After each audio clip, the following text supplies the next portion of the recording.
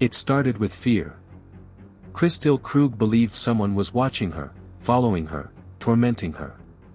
Anonymous messages, strange packages, and a gut feeling she couldn't shake. But the truth behind her stalker would shatter everything. Because the man she feared was the man she loved. You're watching Noir Crime 88, where we uncover real stories that blur the line between love and evil. If you're new here, hit that subscribe button. We upload a new true crime story every second day, bringing you deeper into the world of crime, deception, and justice. On a quiet street in Aurora, Colorado, 2020 began like any other for Kristil Krug, a mother, a friend, and a woman who had just found a bit of peace after a painful breakup.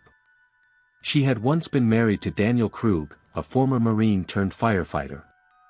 Their marriage had its cracks, but for the most part, Kristil believed they'd made it through the storm.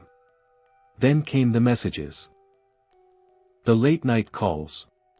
The strange feeling that she was being watched. Kristil began to confide in her friends, telling them that her ex-boyfriend, David, had started harassing her again. He was sending threats, photos, and even making it seem like he was nearby, following her. But she was wrong. David wasn't behind the harassment. He was as clueless as anyone else. The real stalker was much closer. Kristil Krug was the kind of person everyone described as warm, kind, and trusting. She worked in healthcare, spent weekends with her 2 daughters, and had recently started rebuilding her life after separating from Daniel. Friends said she had finally begun to smile again. She was focused on her children, her faith, and moving forward. But Daniel, her husband, wasn't ready to let go. Daniel Krug had built a reputation as a strong, respected man, a Marine veteran and firefighter. But beneath the surface, something darker brewed. He was controlling. Possessive. And according to those close to Kristil, he never truly accepted the end of their marriage. When Kristil began talking to her ex-boyfriend again, even casually, Daniel snapped. He didn't confront her directly. Instead, he created a new plan. A twisted game of manipulation that would end in murder. It began with small things. Kristil started receiving strange text messages, threatening her, mocking her, calling her names only someone close to her would know. Then came packages on her doorstep, things meant to intimidate her. A stuffed animal with a knife mark. A letter that read, "You'll never be safe." Kristil was terrified. She believed her ex-boyfriend David was behind it. After all, who else would know such personal details? She went to the police multiple times, filing reports and asking for help. She changed her phone number, her locks, even her social media accounts. But the harassment didn't stop. Daniel, all the while, played the role of a supportive husband. He listened to her fears. He offered to protect her. He even comforted her when she cried. What Kristil didn't know was that Daniel himself was the one sending the messages. He had created fake email addresses, phone numbers, and accounts pretending to be her ex-boyfriend. He even sent messages to himself, forwarding them to Kristil as proof that David was after them both. He wanted her scared. He wanted her isolated. And ultimately, he wanted her dead. On the night of November 12, 2020, police received a 911 call from Daniel Krug. His voice was frantic. He told dispatchers that he'd found his wife unresponsive at home, claiming she had taken her own life. Officers rushed to the Krug home. Kristil was found lying in the bathtub, a gunshot wound to her head. A firearm was nearby. At first glance, it looked like suicide. But something didn't sit right. The gun was positioned awkwardly.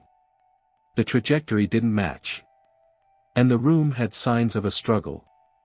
Detectives began looking closer. And as they peeled back the layers, the truth started to emerge, one message, one digital trail at a time. Aurora detectives retrieved Kristil's phone and laptop. What they found shocked them. Thousands of messages, emails, texts, threats, all supposedly from her ex-boyfriend David. But when they traced the IP addresses and login data, everything led back to Daniel. He had used VPNs and burner phones, but several logins slipped up, made from the Krug family's home Wi-Fi. Detectives confronted David, the ex-boyfriend, who was completely unaware of what had been happening. He had an alibi for every incident. Meanwhile, Daniel continued pretending to mourn, organizing vigils, and telling anyone who would listen how heartbroken he was. But investigators knew.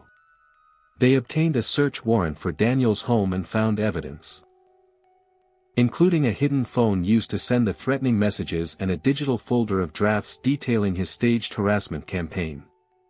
They even found photos he'd taken, images meant to make it look like David was stalking Kristil.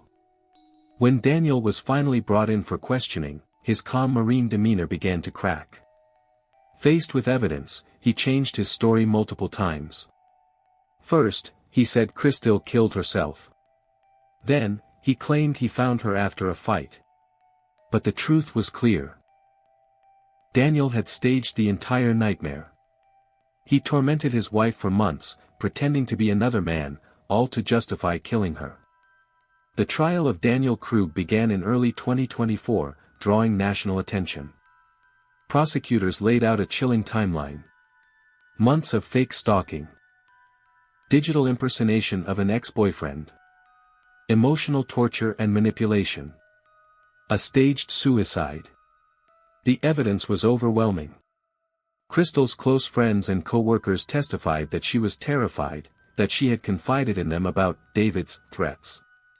But none of them suspected her husband could be behind it. The prosecution showed the jury text after text, messages Daniel had sent from fake accounts. They also revealed surveillance footage showing Daniel purchasing the exact ammunition used in the murder just days before her death. His defense tried to claim that Kristil had mental health struggles and might have taken her own life, but the forensics told a different story. Gunshot residue on Daniel's hands. An angle of fire inconsistent with self-infliction. And the DNA evidence, all pointing to one person. After a 2-week trial, the jury deliberated for just 3 hours.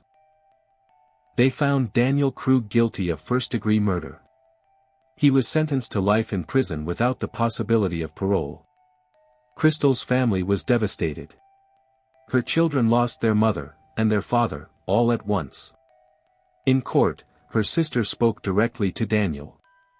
"You made her live in fear every day. You took her from her girls, and from all of us who loved her. There's no forgiveness for what you did." The case sparked national conversation. Not only about domestic abuse, but about how easily manipulation and psychological control can disguise itself as concern. Kristil's death became a tragic reminder of how abusers can weaponize trust, technology, and love itself. Her family now advocates for victims of coercive control and emotional abuse, working with organizations to help others recognize warning signs before it's too late.